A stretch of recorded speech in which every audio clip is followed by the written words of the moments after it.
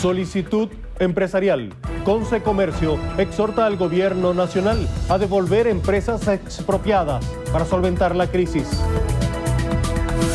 Advertencia, diputado Oxbel Roa considera que ley de amnistía podría ocasionar un vacío jurídico en el país. Continúa la falla.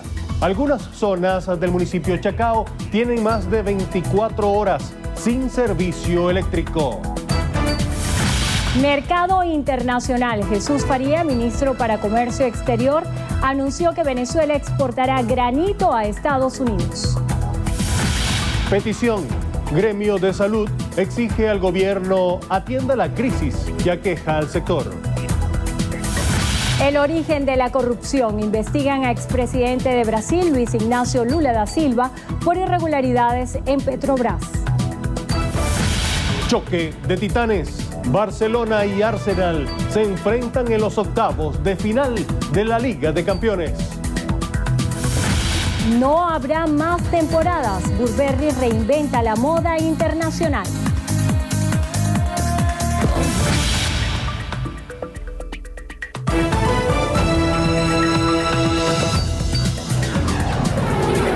Noticiero Venevisión. Información justa y balanceada. ¿Qué tal, amigos? Muy buenas tardes. Sean todos bienvenidos a la presente emisión de Noticiero Venevisión. Muy buenas tardes, tengan todos. Ya estamos listos en nombre del equipo. José Manuel Dopazo y quien les habla, Endrina Yepes. Comencemos a revisar las informaciones de inmediato. Concecomercio exhorta al gobierno nacional a que entregue las empresas que han sido expropiadas para reactivar su producción y así poder afrontar la crisis económica que atraviesa el país. Desde la sede de este organismo se encuentra Santiago Gutiérrez para darnos más información. Adelante, Santiago, buenas tardes. Hola, muchísimas gracias, amigo. Buenas tardes. Cipriana Ramos, presidenta de Concecomercio, criticó el anuncio del gobierno nacional. Cuando habla de corporación, ella dice que con corporación no se va a resolver el problema. También se refirió a la situación de vida en el interior del país. La comparó con Caracas y dice que es mucho más difícil en cuanto a escasez de alimentos, problemas de electricidad, escasez también de medicinas y una delincuencia que se traduce en hurtos, robos, secuestros y también con invasiones. Nosotros no vamos a resolver nada con una corporación, porque ahí estuvo el magisterio más grande que hemos tenido fue Corpovet y no sirvió de nada. Luego publican el conglomerado de empresas alimenticias, no ha servido de nada. Entonces, una más va a servir de algo. O sea, podemos tener esperanza los empresarios, los venezolanos, los trabajadores, que esto va a funcionar. Por su parte, Gilberto Gudiño, presidente de la Unión de Comerciantes del Zulia, recordó que el año pasado 58.000 comercios cerraron la Santa María y dijo que en ese estado la situación está realmente en alerta máxima, agonizando, y a esto se agrega el cierre de frontera. Esta información la vamos a ampliar naturalmente esta noche en nuestra emisión estelar. Adelante. Muchísimas gracias, Santiago. El ministro para el Comercio Exterior e Inversión Internacional, Jesús Faría, sostiene que ni un posible gobierno de derecha ni las propuestas de los sectores privados resolverán la crisis económica actual. Euclides Sotillo tiene la información. Según Faría, el programa económico presentado por el chavismo es la única vía para salir de la crisis que atraviesa Venezuela.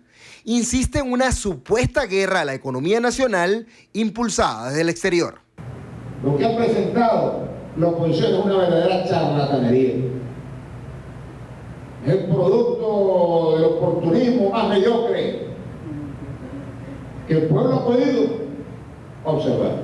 Hay grupos económicos, mediáticos, políticos, grandes poderes transnacionales, tremendamente interesados en ponerle fin a esta revolución. Ellos mismos lo han expresado. Así lo dijo Faría durante un foro de la Agenda Económica Bolivariana en compañía del jefe del gobierno del Distrito Capital, Daniel Aponte, y representantes de las comunas, donde se insistió que en Caracas se produzcan algunos rubros agrícolas. Sectores con gran capacidad para la agricultura urbana y definir corredores, redes de algunos rubros, los 50, el plan 50 que dijo el comandante presidente Nicolás Maduro. Bueno, ahí no hay solo rubro de hortalizas, no, ahí entramos otros rubros, pero bueno, hay algunos de los 50 que podemos nosotros producir. El ministro Farías también desestimó que en Venezuela se genere una explosión social por las medidas anunciadas por el gobierno, pues según él, estas se irán adaptando hasta crear un clima de confianza. En el Teatro Bolívar, Euclides Sotillo, Noticiero Brevisión. Julio Borges, jefe de la fracción parlamentaria de la Unidad, ofrece una rueda de prensa para abordar puntos que se discutirán en la sesión especial y la sesión ordinaria de la Asamblea Nacional. Milagros Zambrano se encuentra en vivo y directo y nos tiene más información. Buenas tardes, Milagros. Hola, Andrina, ¿qué tal? Muy buenas tardes. Efectivamente, hace pocos minutos acaba de iniciarse la rueda de prensa por parte de Julio Borges, donde se dará a conocer detalles sobre lo que será la agenda de las dos sesiones pendientes para esta tarde. Vale de resaltar que hoy habrá una sesión especial y una ordinaria. Escuchemos. Cuando estuvo acá Nicolás Maduro el 15 de enero, él se comprometió a que no solamente iba a venir el vicepresidente Aristóbulo Istúriz, sino que también iban a venir a la Asamblea, a la plenaria de la Asamblea Nacional, los distintos ministros y los distintos presidentes y vicepresidentes de áreas del Ejecutivo para rendir cuentas, para poder tener, en base a lo que ha sido su gestión, un examen completo frente al país entero. De manera que uno de los puntos que le vamos a pedir hoy a Aristóbulo Istúriz cuando comparezca en la Asamblea Nacional es fundamentalmente ponerle fecha, ponerle hora. Queremos que sea esta misma semana el compromiso que tuvo Nicolás Maduro de que todos los ministros o los vicepresidentes de área vengan a plenaria, se sometan a un interrogatorio, a una comparecencia, a unas preguntas frente al país entero, porque ciertamente la crisis que está viviendo el país no soporta el hecho de que no haya a profundidad unas propuestas concretas y un cambio radical en muchos temas. Ayer hemos visto con dolor cómo ha habido protestas en buena parte del país. Hubo protestas en Barinas, hubo protestas en Los Teques, en El Vigía, en Bolívar, aquí en Miranda. En toda Venezuela hay un descontento generalizado. Y la presencia de Aristóbulo Istúriz en nombre del Ejecutivo tiene que tener como consecuencia soluciones y propuestas concretas en cada área. Bien, muchísimas gracias, Milagro. Continuamos. Hucbel Roa, diputado ante la Asamblea Nacional por el PSV, advirtió que la ley de amnistía podría ocasionar un vacío jurídico en el país. Al ser referida a la posible consulta pública de esa ley, aseguró que debatirán donde sea necesario. El debate en la ley de amnistía donde ellos quieran, en el terreno que sea, lo vamos a dar. Porque yo creo que ese es el instrumento jurídico, el adefesio jurídico más grande que puede existir en algún país. O sea, la loquera, no hay un término para llamarle a esta ley de amnistía criminal, porque es precisamente crear un vacío jurídico total y el colapso en el país. El diputado destacó que el 80% de los ingresos de la nación disminuyeron. En el mes de enero del 2014 entraron casi 3.800 millones de dólares, solo en el mes de enero. En el mes de enero del 2016 entraron 77 millones de dólares. Esto nos debe llamar a la reflexión a todos los venezolanos, porque, y en especial los que están vinculados al sector productivo, cómo rehacernos, cómo reinventarnos para poder afrontar la situación, cómo optimizar realmente el uso de las divisas. Roa insistió en la necesidad de un plan nacional de todos los sectores del país para disminuir la dependencia de las importaciones. A entender que ya no podemos seguir esperando que el Papa Estado coloque dólares para que las empresas se aboquen a la producción. Es necesario entender que sí, necesitamos materias primas para poder producir y para ello necesitamos dólares, pero tiene que haber un plan nacional, un plan donde las empresas a su vez se comprometan y todo el sector, digo todo el país, se comprometa en ir sustituyendo cada vez más la dependencia de las importaciones. El alcalde de Chacao, Ramón Muchacho, denunció que zonas del municipio tienen más de 24 horas sin electricidad tras la explosión de 2 tanquillas que generaron la avería eléctrica. Los sectores más afectados son El Rosal, Campo Alegre y el casco central de Chacao. Fabiola Yaquinto nos tiene más información. Muchacho rechazó la desinformación por parte de Corpoelec, condenó que el organismo dé de 24 a 48 horas para solventar la falla eléctrica.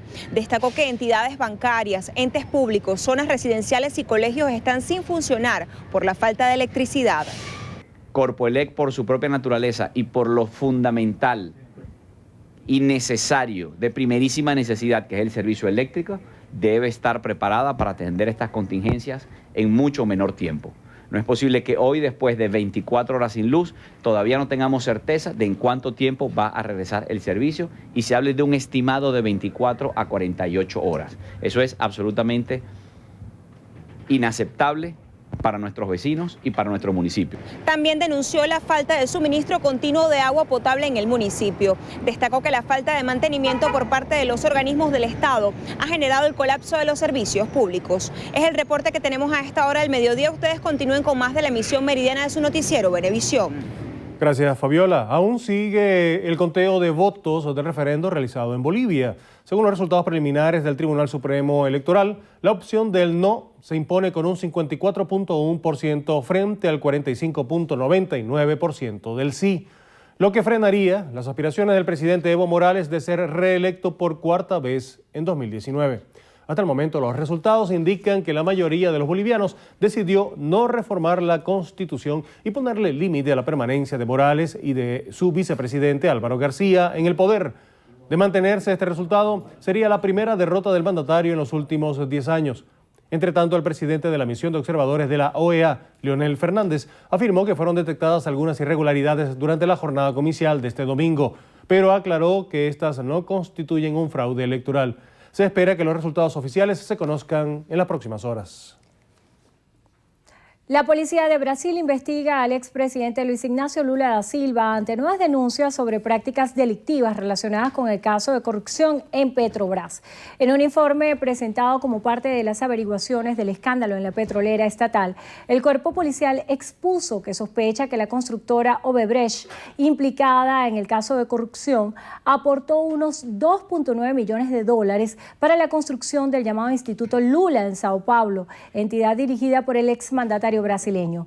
Por su parte, directivos del Instituto Lula afirmaron que el organismo nunca construyó ningún edificio, alegando que su sede funciona en la infraestructura donde se encontraba anteriormente el Instituto Ciudadanía.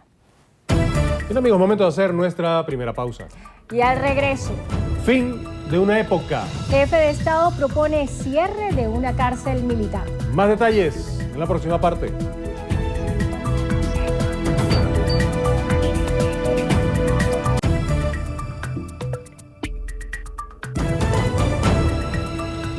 Continuamos con más de Noticiero Venevisión.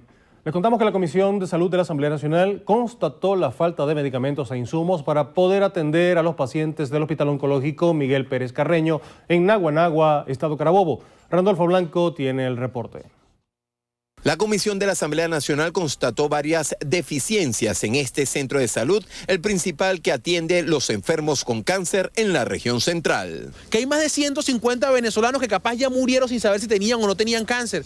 Que un venezolano que se le tomó una biopsia de un ganglio y no sabe si era positivo o no sabe qué tiene que hacer. Que hay médicos esperando una biopsia para decidir si va a quimioterapia, si va a radioterapia, qué vamos a hacer, si lo volvemos a operar. Los galenos informaron a los diputados que desde septiembre del año pasado está dañado el acelerador lineal y desde diciembre no funciona la bomba de cobalto, dejando a más de 400 pacientes semanales sin el tratamiento de radioterapia. Tenemos 11 años sin un servicio de radiología. En este instituto no se hace una rayos X de tora desde hace más de 11 años.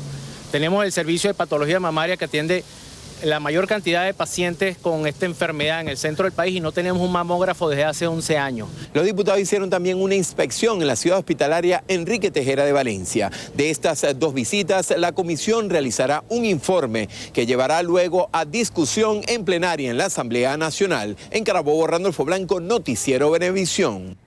Más de 35 rubros agrícolas que incluyen hortalizas, frutas y plantas medicinales se producen en el centro organopónico creado por el Gobierno Nacional en Parque Central.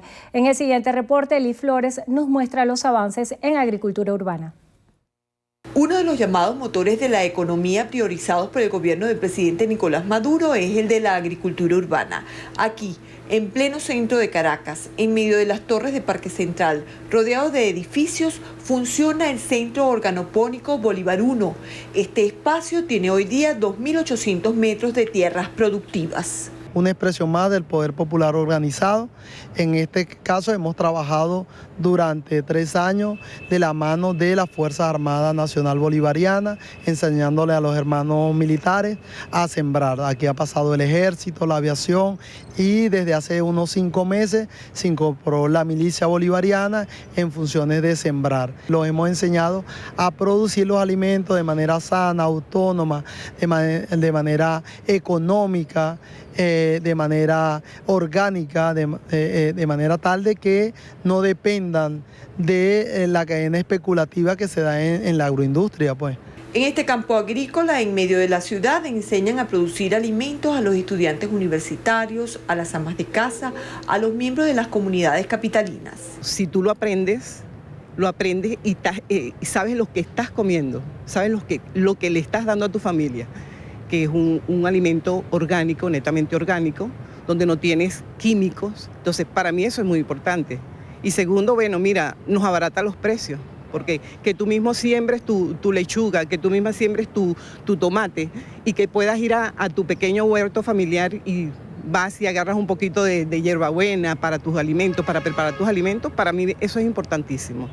Aquí producen más de 20 rubros de hortalizas, lechugas, acelgas, ají, pimentón, tomate, espinaca, aguacates, plátanos y algunas frutas como mango, lechosa, cambur. Ellos no utilizan fertilizantes químicos, sino orgánicos. Puede ser hasta en un edificio, en la parte de arriba, nosotros podemos elaborar los canteros y ahí mismo vamos a poder obtener nuestro propio cultivo para nuestro propio consumo. Las hortalizas, frutas y plantas medicinales que se producen en pleno centro de Caracas son distribuidas a las comunidades de La Candelaria y Bellas Artes desde las 8 de la mañana hasta la 1 de la tarde los martes y miércoles. Van directo del productor al consumidor, lo que representa una disminución en los precios. Desde el Centro Organopónico Bolívar 1, Liz Flores, Noticiero Venevisión. Amigos, hacemos una nueva pausa. Y más adelante en Noticiero Venevisión. Nuevo jerarca. La FIFA elige a su presidente este viernes en Zurich. Los detalles al regreso en Deportes.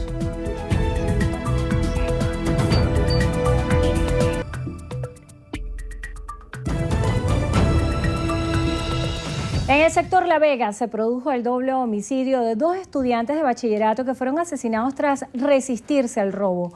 José Ángel Calapire, de 18 años, y su primo José Gregorio Calpavire, de 16 años, salieron de su casa para jugar videojuegos, pero fueron interceptados por delincuentes armados que le dispararon en el sector Los Mangos. A las víctimas les robaron 2 videojuegos y un teléfono celular.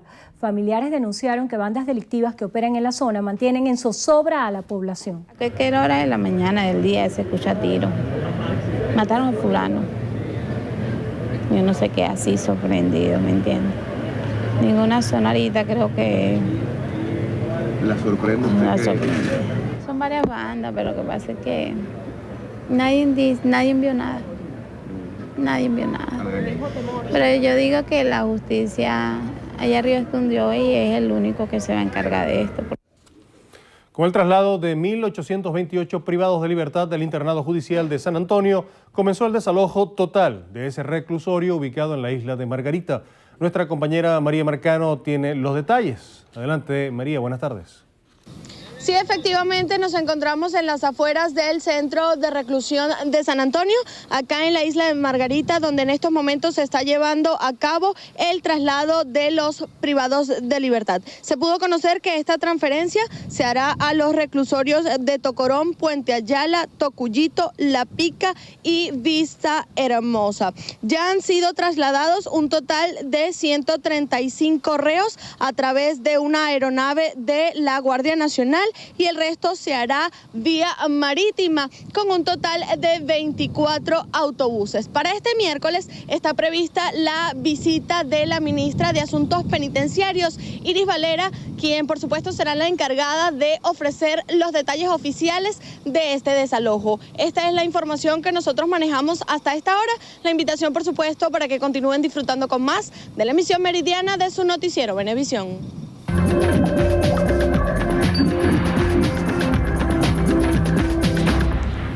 Iniciamos nuestro recorrido por lo que pasa en el mundo. El presidente de Estados Unidos, Barack Obama, envía hoy al Congreso su plan para el cierre de la cárcel militar de Guantánamo, en Cuba. El plan contempla que los 91 presuntos terroristas que permanecen recluidos en esa prisión sean reubicados en cárceles de máxima seguridad en Estados Unidos y otros países. Obama aseguró que la base naval de Guantánamo no refuerza, sino que debilita la seguridad nacional, y resaltó que el hecho de mantenerla representa un gran gasto para su país. Durante muchos años queda claro que la prisión en la base naval de Guantánamo no hace que avance nuestra seguridad nacional, sino que la socava. No es solo mi opinión, es la opinión de los expertos, la opinión de muchos militares de nuestro país. Es contraproducente a nuestra lucha contra el terrorismo, porque lo utilizan como una propaganda contra nuestro país. Bien, amigos, vamos a hacer una pausa. Al regreso, en entrevista de Venevisión, nos acompaña el presidente de la Asamblea Nacional, Henry Ramos Ayub. Ya está aquí muy cerquita de nosotros y esto va a ser en la próxima parte, así que los esperamos. Entrevista Venevisión, líder en opinión, por tu canal independiente, Venevisión. ¿Qué tal, amigos? Muy buenas tardes. Gracias por acompañarnos en Entrevista Venevisión. Tal cual como lo anunciamos, ya está aquí en el estudio con nosotros Henry Ramos Ayub, presidente de la Asamblea Nacional. Gracias por acompañarnos. Gracias por la invitación. Desde nuestro último encuentro han cambiado varias situaciones en el país. Ha habido anuncios de medidas económicas. Ha habido avances en la discusión de la ley de amnistía, que eran temas pendientes dentro de la oferta electoral que había planteado la oposición venezolana. Y hay eventos que se han desencadenado en las últimas horas. Por ejemplo, el día de hoy la Sala Electoral del Tribunal Supremo de Justicia declaró sin lugar la recusación que se hiciera contra uno de los magistrados. También esta misma Sala Electoral es la que debería pronunciarse acerca del caso de los diputados de Amazonas, que en este sentido el día de ayer caducó la decisión que los inhabilitaba, y sin embargo no hay un pronunciamiento oficial ni del Tribunal Supremo de Justicia ni del Consejo Nacional Electoral en este sentido. Caso que cataloga a uno de los diputados electos, en este caso por la oposición, que considera un trauma político para Amazonas, porque hasta la fecha no tienen su representación en el Parlamento. ¿Cómo califica esta situación? Sí, bueno, así es. Muy importante que tú hayas citado los dos casos en manos de la Sala Electoral. En lo que se refiere a la recusación que hicimos para que uno de los magistrados express electos fraudulentamente no pudiera conocer de los casos sobre la suspensión inconstitucional de los diputados de Amazonas, esa recusación la resolvieron rápidamente declarándola sin lugar. Sin lugar porque aduce el sentenciador, es decir, la Sala Electoral, que como el señor renunció un día antes de que lo señalaran, de que lo nombraran, pues él ya no era del PSV, no había sido diputado, no había sido una persona vinculada con el partido de gobierno, etc. Es decir, que por ese hecho concreto, inicuo, era una persona elegible para ser magistrado y que iba a ser un magistrado muy imparcial. Bien, pero al mismo tiempo, ayer se venció el lapso para que el tribunal se pronunciara sobre si mantener la medida cautelar, si sobre declarar con lugar la impugnación o sin lugar, ordenar elecciones o lo que fuera, y sobre eso no se ha pronunciado. Y por no haberse pronunciado sigue la insólita situación que un Estado de la República está sin representación parlamentaria, y eso nunca había acontecido en la historia de Venezuela desde que hay elecciones. Bueno, pero como no nos puede extrañar nada, ninguna de las fechorías que se perpetren a través del Tribunal Supremo, que como digo es el fusil judicial del gobierno para medio mantenerlo en el poder, preparémonos para cualquier otra cosa que pudiera ocurrir en el futuro próximo con relación a cualquier cosa que se someta a consideración de la Asamblea. En ese sentido, del Tribunal Supremo de Justicia, en ese sentido ha habido, si se quiere, una confrontación política que ha puesto en tensión a la Asamblea Nacional con el Tribunal Supremo de Justicia, y se habría señalado que el Tribunal Supremo de Justicia estuviera preparando una decisión que suprimiría facultades a la Asamblea Nacional. ¿Esto es posible? Sí, bueno, estaban preparando la decisión, pero previamente quiero decirte algo, Endrina, porque tú has referido una circunstancia que no solamente está en el ambiente, sino en la opinión en general, que es la confrontación de poderes, confrontación que nosotros no buscamos. un poder no electo, sino designado por la propia Asamblea Nacional, es decir, cuyo origen es derivado, confronta y trata de neutralizar inconstitucionalmente a un poder directamente electo por el pueblo y además hace muy poco tiempo, hace apenas 2 meses. Bueno, ok. Esa situación no la hemos provocado nosotros. Ahora, frente a eso, lo que podemos hacer es continuar cumpliendo con nuestras funciones constitucionales y aguantar esta situación de tensión. Ya te puedo decir que lo que primero se va a quebrar no es la Asamblea, porque ahí tenemos una mayoría sólida y además comprometida con salir de este desastre. Y este desastre supone la complicidad y la coautoría del Ejecutivo y de su Tribunal Supremo de Justicia. Yo que te digo, primero se va a doblar, a quebrar o a inhibirse el tribunal en sus malandanzas judiciales que quebrarse la integridad y la fuerza de la Asamblea Nacional que tiene su origen en el voto popular. Te puedo decir, por ejemplo, que esa decisión de producir una sentencia por unanimidad en sala constitucional para eliminarle o aminorarle o regular inconstitucionalmente las facultades que tiene la Asamblea de citar funcionarios, esa decisión no ha salido porque ya hay magistrados que han dicho que, bueno, que ya se cansaron de estar haciendo este feo papel que están haciendo en la sala constitucional y por eso se ha inhibido y por eso no han salido esas sentencias. Y por ahí se va la costura, porque definitivamente habrá magistrados que entenderán que tienen una responsabilidad ante la historia y que eventualmente pueden ser sujetos de sanción, porque aquí no es que van a hacer lo que les dé la gana, violar la Constitución, seguir en sus malandanzas y no les va a pasar nada. Aquí todo el que cometa una infracción va a ser sancionado conforme a la ley. Hablando de ese ejercicio del rol de Contraloría del Estado que está ejerciendo la Asamblea Nacional al solicitar las interpelaciones y la presencia, la comparecencia de distintas autoridades del Ejecutivo Nacional a la Asamblea Nacional, ¿cómo la califica hasta ahora? Porque está previsto precisamente que el día de hoy acuda al Parlamento el vicepresidente de la República, Aristóbulo Istúriz, pero también en este mismo escenario, por ejemplo, el diputado Víctor Clark señalaba que muchos ministros no comparecían a las citas porque eran citados por distintas vías, que no había una unidad de criterio para señalar esas comparecencias. Yo quisiera que por favor nos aclarara este punto. Varias cosas porque uno no sabe si son argumentos o pretextos. Por cierto, con gran estimación y gran respeto hacia el diputado Víctor Clark, que su jefe de la fracción del partido de gobierno está haciendo el rol que le toca hacer. Tiene una gran potencialidad como parlamentario, bueno, pero debo decir que en ese caso concreto, esa argumentación de él no tiene mayor peso porque la facultad de convocar no está sometida a régimen o a reglamentación ex cámara desde afuera, nadie la puede regular, nadie puede decirnos el horario es este, nadie puede decirnos si una comisión convoca al ministro tal, no lo puede convocar la comisión cual, no. Si hay un tema tratado por distintas comisiones a la que deba concurrir un mismo funcionario, pues tendrá que concurrir. Y siempre ha habido acuerdo en el sentido que si el ministro no puede, digamos, a tal hora, tal día, se pone de acuerdo con la comisión y concurre otro día a otra hora. Y por supuesto, también una gran responsabilidad que debe existir en la Asamblea de no estar citando funcionarios por citarlos. Y en eso, mira, yo puedo dar fe que todas las comisiones han sido sumamente responsables. Ahí no se está convocando, citando funcionarios simplemente para molestarlos o para que no trabajen o para buscar contradicciones entre declaraciones de distintos funcionarios entre sí. No, nada de eso. Una gran responsabilidad en todas las comisiones sin excepción. Precisamente porque sabemos que ese poder que tenemos que ejercer lo tenemos que ejercer con prudencia, con moderación, entre otras cosas para evitarle pretextos al gobierno para que no diga, bueno, es que los ministros están más tiempo en la Asamblea que en sus propios despachos. Hoy, por ejemplo, y eso fue absolutamente consensuado, convenido, el vicepresidente Istúriz la semana pasada había dirigido una correspondencia para ir un día después por mutuo acuerdo, era mejor otro día, y nos pusimos, llegamos a un acuerdo para que la comparecencia fuera hoy a las 2:30 de la tarde, en el hemiciclo protocolar, con todo el respeto que se merece el vicepresidente, para que se consignen todas las memorias y cuentas.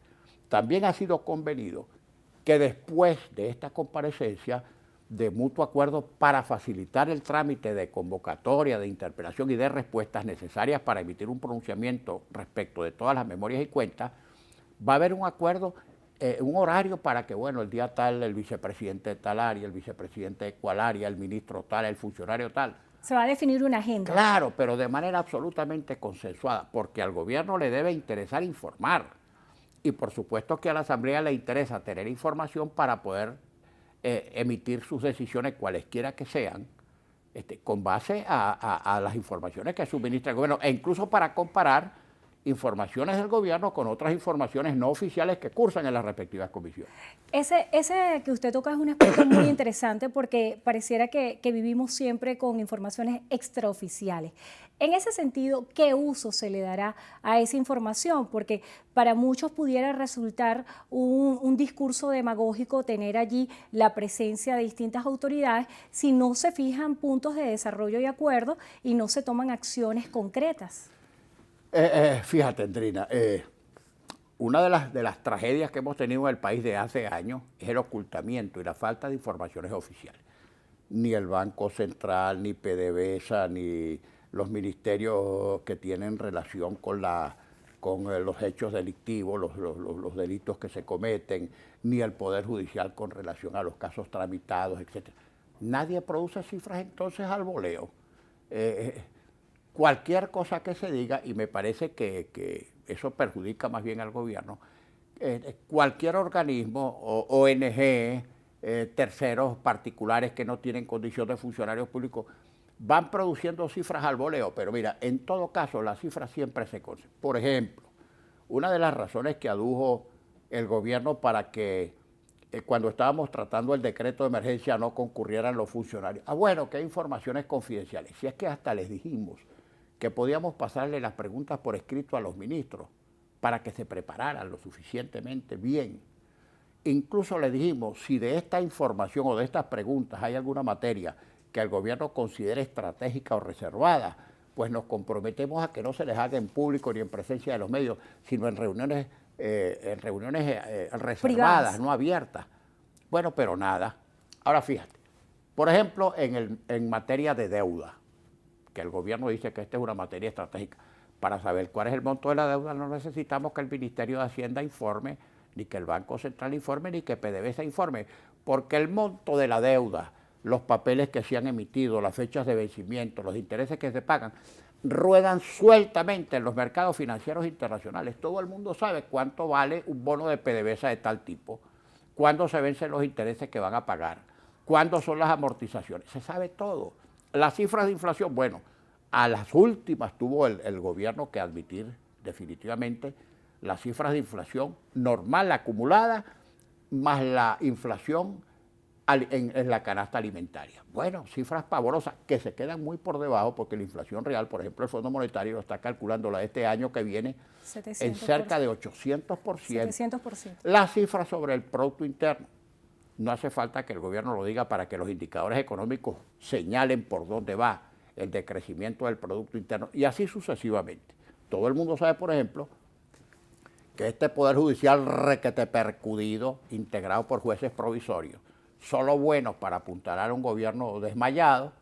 Todo el mundo sabe el 98% de los casos impunes de delitos que se cometen contra las personas. En ese sentido, y de la mano de ese señalamiento de opacidad y ocultamiento de alguna información por parte del Ejecutivo Nacional, ¿qué se espera el día de hoy con la comparecencia del vicepresidente de la República, Aristóbulo Istúriz, quien ha sido de alguna forma bien visto por algunos actores de la oposición venezolana como una figura de mediación? Incluso lo han calificado como un acierto la designación política del vicepresidente Aristóbulo Istúriz en un momento como el que vivimos hoy. Bueno, mira, yo no tengo ningún problema en reconocer públicamente que la designación de Aristóbulo es una designación acertada porque se trata de un operador político con experiencia relacionado con los factores de la oposición. Porque mira, incluso en estas cosas, aunque parezca mentira decirlo, no todo se maneja institucionalmente. En la política, como en la vida, como en las profesiones, también funciona un poco la relación personal de buenas o malas relaciones personales que tengan los representantes de las distintas fuerzas en contienda. Y Aristóbulo es un buen operador porque tiene experiencia y además está bien relacionado. Pero vamos, Aristóbulo no es un instituto autónomo. Aristóbulo responde a un gobierno que tiene un rumbo, lamentablemente, que es un rumbo que no se corrige, que tiene una impronta, que tiene una tendencia, que va para donde va sin que nadie pueda aplicar el freno. Yo no quiero hacer especulaciones con relación a los debates en las interioridades del gobierno, porque eso no me corresponde hacerlo a mí. Pero evidentemente hay contradicciones. Ahora, ojalá a los factores más sensatos y más moderados del gobierno, en lo político, en lo económico, en lo social, les prestaran atención, más que a esos fundamentalistas. Por lo general, los fundamentalistas son cortos de entendimiento, por eso son fundamentalistas, porque no se atreven a discutir los fundamentalismos. Ojalá la gente racional, que seguramente el gobierno tiene que tener, se imponga sobre los fanáticos y los fundamentalistas que tienen gringolas y que no ven, sino a través del túnel, ese túnel que los está llevando a una pésima salida, a una pésima conclusión. Ojalá se imponga. Hablando de ese tema de las ideologías y de cómo pudieran haber permeado ciertos aspectos de la cotidianidad, incluso los aspectos económicos, hemos visto que en este transcurrir en el cual usted se ha desempeñado como presidente de la Asamblea, ha habido 2 puntos de clímax. La designación del decreto de emergencia económica por parte del Tribunal Supremo de Justicia y también la discusión de la ley de amnistía. De estos 2 puntos quisiéramos que hablara al regreso en entrevista Venevisión. Estamos conversando con Henry Ramos Ayub, presidente de la Asamblea Nacional.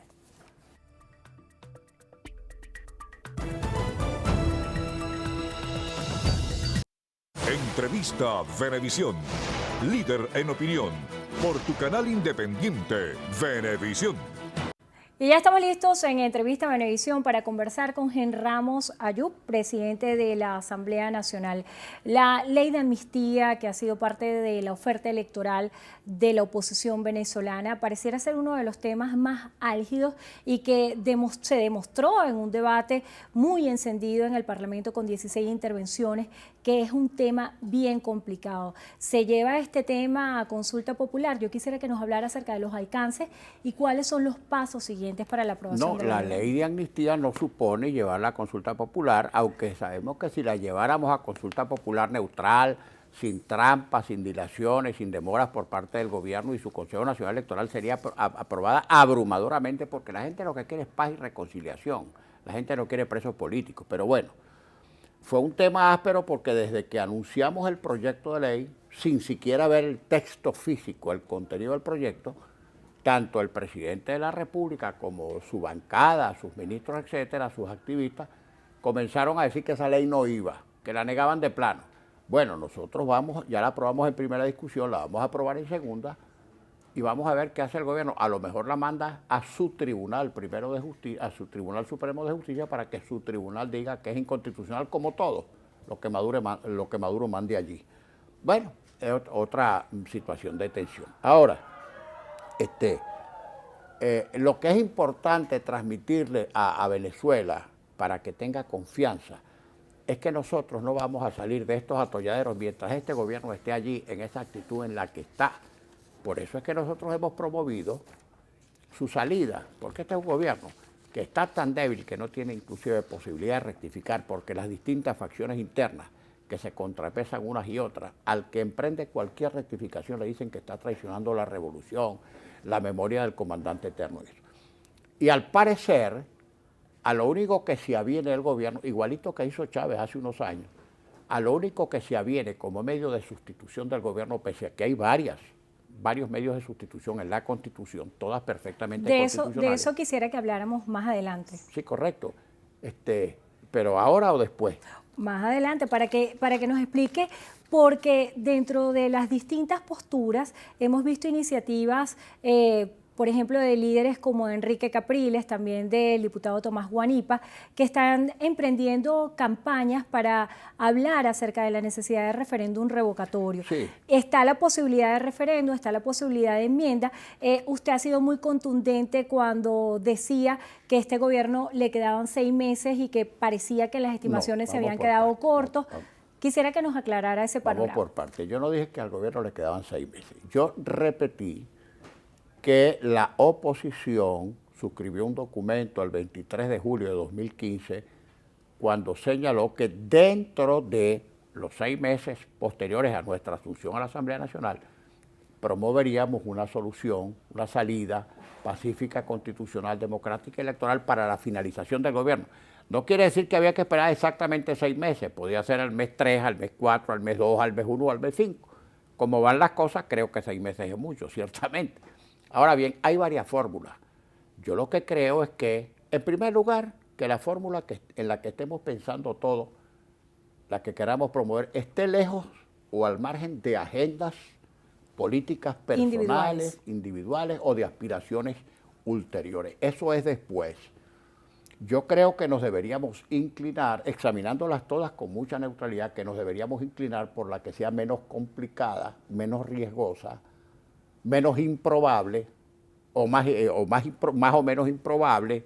En fin, el referéndum ciertamente es una salida constitucional, pero es complicadísima. Basta con analizar, y tendremos que analizarla públicamente. Si la enmienda también se va a conseguir con los escollos de un tribunal que puede declararla inconstitucional.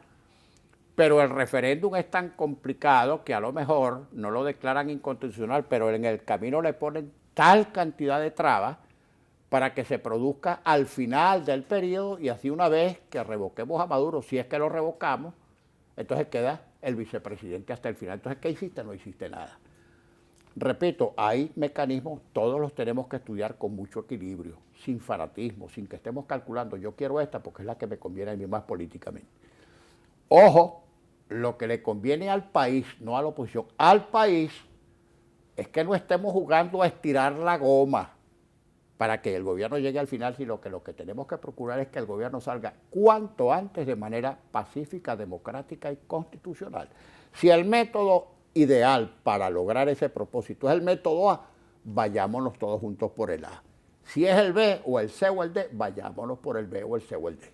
Políticamente hablando y comprendiendo la complejidad del momento económico que se vive en Venezuela, hay posturas como la del ministro de Comercio Exterior, Jesús Farías, quien asegura que en las manos de la oposición, el gobierno, la crisis se agudizaría aún más. ¿Qué sería lo más conveniente? Bueno, esa es una conjetura del ministro. Yo no sé cuánto más podría agravarse una crisis de lo que ha ocurrido en estos últimos 17 años. El diputado Farías, que tiene una ideología concreta y una concepción del Estado y de la economía absolutamente rígida, y además de una rigidez que demostradamente ha fracasado en todas partes donde trató de implantarse, por ejemplo en la Unión Soviética, en Europa del Este, etcétera. Él sabe que por aquí, por donde va el gobierno, no hay corrección posible, porque no aumenta la producción, porque no vienen las inversiones extranjeras, porque no hay productos en los mercados, porque no hay capacidad de compra. O sea, ya estamos teniendo en Venezuela entre 6 y 7 saqueos diarios. Saqueos diarios. Y no me quiero referir a las protestas que se producen por la falta de suministro de agua, por los apagones, que no es cuestión solamente de generación, como alguna gente cree, que es una parte del problema, sino por las redes de distribución, las tuberías. Mira, en Caracas todo el mundo ve tubos rotos por todas partes, con desparramaderos y pérdida de millones de litros de agua que no llegan a las casas. Ahora, ¿por qué? Bueno, porque Hidrocapital, bueno, es un secreto muy bien guardado. La Hidrocapital aquí y las hidros en todas partes de Venezuela. Lo mismo pasa con la electricidad. Si tú a la poca capacidad de generación o a la baja capacidad de generación le sumas el pésimo estado de las redes de distribución, ahí tienes el problema de los apagones. Cuando no es por falta de energía, es porque la distribución es mala y se cae. Entonces vienen los responsables, el imperialismo, las iguanas, los rabipelados, los ratones, los amuros, las guacharacas y paré de contar. Hablando de la geopolítica, lo que sucedió recientemente en Bolivia, el rechazo por parte del pueblo de la posibilidad de que el presidente Evo Morales se pudiera presentar a una reelección, ¿usted lo puede interpretar como un signo de el fin del impacto de la ascendencia de la figura de Hugo Chávez en la región? Bueno, totalmente. En el caso de Evo Morales, de este referéndum, en el que trataron de aguantar los resultados a ver si podían voltear las cosas, yo digo que perdió Evo y ganó Bolivia, gracias a Dios. Bueno, y lo que se refiere a la influencia de Chávez, que costó mucho en dólares. Mira, Chávez trató de construirse una reputación internacional a base de jaquetonería y regalar dólares. Los petrodólares que hoy nos están haciendo falta.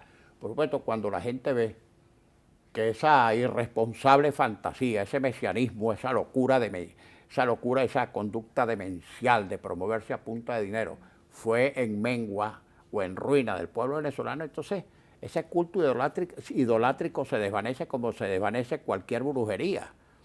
Bueno, pero ahí está todos los países exactamente lo mismo, todos los que trataron de copiar el modelo. Para empezar, ya Venezuela no tiene influencia en esos países y los gobiernos de esos países se están desplomando. Te voy a poner un caso rapidito. ¿Cuánto le costó a Venezuela vía Petrocaribe la ayuda del CARICOM? Todos estos países del CARICOM, incluyendo a Cuba, que no es exactamente el CARICOM. Bueno, a las primeras de cambio, en la reclamación del Esequibo, todos los países del CARICOM, incluyendo a Cuba, se cuadraron con los intereses de Guyana, echando por tierra una histórica reclamación de un territorio que es nuestro. Ojo, pero el mismo irresponsable de Hugo Chávez, que fue un traidor a la patria con T mayúscula, en la reunión del Grupo de Río de hace unos años renunció prácticamente a la reclamación venezolana sobre Guyana diciendo, bueno, que será una reclamación, una vieja reclamación ADECA contra un gobierno socialista para derribarlo, obedeciéndole a Washington. Eso dijo Chávez. Ahora, la gente que no se olvide de eso. Pero, ¿cuánto nos costó en dólares el liderazgo de Chávez, que no existe? Pues se desvaneció. Y si Chávez hubiera estado vivo ahorita, en todos esos países le hubieran tirado piedra por impostor. Porque cuando se acaba la subvención, se acaba la lealtad.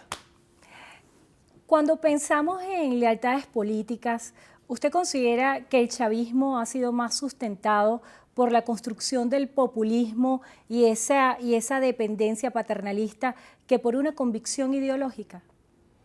Mira, Trina, el ser humano desde que apareció sobre la tierra tuvo necesidad primero de comer que de deliberar. Tú no le puedes exigir a ninguna base, en nombre de ninguna ideología, que te respalde a costa de pasar hambre, a costa de morirse, a costa de no tener que darle leche o desayuno a un niño por la mañana, etcétera, etcétera, etcétera. Tú no le puedes exigir a nadie devoción en medio de la miseria. Como decía por ahí un eslogan absolutamente estúpido inventado por el chavismo para fanatizar más a la gente. Con hambre y sin empleo, con Chávez me resteo. O también se lo endosaron a Maduro. Con hambre y sin empleo, con Maduro me resteo. Me resteo, ve las encuestas. Me resteo, mira el resultado de las últimas elecciones. Me resteo. ¿Quién se va a restear? Y sobre todo cuando tú ves el contraste, se van a restear ellos con gente que a ojos vistas vive en la opulencia, han amasado enormes fortunas, además súbitas, porque todo el mundo sabe que eran pobretones hasta ayer, etcétera, etcétera. Entonces la gente no es tonta. La propia base chavista, que en determinado momento pudo tener la ilusión con una propuesta, poco a poco va migrando o emigrando hacia otras opciones porque simplemente se siente tan defraudada, y tan desfalcada y tan engañada como cualquier otro ciudadano. En el marco del análisis de lo que fueron las medidas económicas presentadas por el presidente Nicolás Maduro, y usted las calificaba como unas medidas inapropiadas y hablaba de la necesidad de acudir a mecanismos internacionales de financiamiento. En este sentido, se ha estigmatizado de manera muy negativa la figura del Fondo Monetario Internacional por distintos voceros del gobierno nacional. ¿Cuál piensa usted debería ser el mecanismo a activarse en este sentido? Bueno, para empezar, si el Fondo Monetario Internacional es tan malo, que se retire Venezuela, porque Venezuela forma parte del Fondo Monetario. Si el Banco Mundial es malo, que Venezuela se retire del Banco Mundial. Si la OEA es mala, que se retire de la OEA, que se inscribe en el ALBA o que busque mecanismos de financiamiento en estos países tan prósperos como Nicaragua, Bolivia y el Ecuador, que vaya ahí a ver si consigue plata. A ver, ojalá Venezuela consiga que esos malandros de Petrocaribe nos paguen parte de lo que nos quitaron, porque esa es una deuda que con mucha suerte podrá negociar al 30% de su valor. Okay. Pero mira, no va a conseguir el gobierno financiamiento en ninguna parte mientras siga con estas políticas, porque no es el fondo. Donde quiera que vaya, a Alemania, a China, a donde vaya, le van a exigir garantías porque el que presta quiere que le devuelvan su plata. Ahí están los chinos. Los chinos prestan, pero ya no con garantía fiduciaria, que te prometo que te voy a pagar, no. Ya no quieren ni garantía petrolera, sino quieren oro monetario, que por cierto está bajando bastante las reservas porque las están fundiendo. Ojalá que no las fundan para hacerle collares a las señoras de su familia, no los del gobierno. Este es un chiste. Oro monetario, o concesiones de oro, o concesiones de diamantes, o concesiones de algunos de los minerales estratégicos que se dice que tiene Venezuela grandes reservorios en el Amazonas. Pero ya nadie le cree a la palabra venezolana porque Venezuela está ingresando en la categoría de los países maula. Y no maula porque no quieran pagar por sí, sino porque están limpios y debiendo. Entonces, por supuesto, ¿quién quiere que Venezuela entre en default? Si Venezuela entra en default, esto es una tragedia. Pero es un país que no tiene con qué importar comida, ni medicinas, etcétera. Y si paga la deuda, no comemos. Y si comemos, no paga la deuda. Y en ambos casos hay una tragedia. Se habría anunciado que la Asamblea Nacional iba a viajar a Nueva York para hacer una investigación presencial sobre el caso de los familiares de la diputada y primera dama Cilia Flores. ¿Esto es cierto? Bueno, hay una comisión, un grupo de parlamentarios encabezados por el diputado Julio Montoya, que ha manifestado que van a emprender este viaje para esa actividad, aunque no se trata de una actividad aprobada, ni votada, ni discutida en el seno de la Asamblea como tal. Pero cualquier diputado o grupo de diputados puede tener sus propias iniciativas en cualquier sentido. Para finalizar, ¿cuál es el mensaje que le da usted a los venezolanos y cuáles son las expectativas que se tienen que tener acerca del desempeño de la Asamblea Nacional? Bueno, en lo que se refiere a la Asamblea Nacional, ya la gente ha visto que la imagen ha cambiado, que estamos trabajando permanentemente, que están las puertas abiertas para los medios, para cualquier organización de personas, ONG, universidades, en fin, todos los sectores de la vida nacional para que vayan a plantear sus problemas, porque al fin y al cabo nosotros somos representantes de todo, de los que votaron por nosotros y de los que no votaron por nosotros. Y a nivel de las comisiones y de la Cámara, pues hemos atendido todo tipo de exigencias. Que se entienda así, que nosotros no ejecutamos presupuesto, no ejecutamos política, nosotros podemos legislar y controlar, y eso lo estamos haciendo a plenitud, sin cortedades y sin exceso. Pero que en definitiva, quien maneja las relaciones exteriores, quien maneja la hacienda pública, quien invierte, quien gasta, quien dicta las políticas económicas es el gobierno, que lamentablemente hasta ahora lo ha hecho muy mal. Hay un tema también que es muy interesante, que este es un año electoral. Se deberían definir para finales de diciembre las gobernaciones y alcaldías. Tal vez es un poco prematuro pensar en estas elecciones cuando no ha culminado el primer trimestre y estamos en este escenario político y económico. ¿Cuáles son las expectativas en este sentido que tienen? Bueno, así como lo dije antes de las elecciones parlamentarias, hubo mucha gente que tuvo reservas y creyó que era simplemente una actitud propagandística.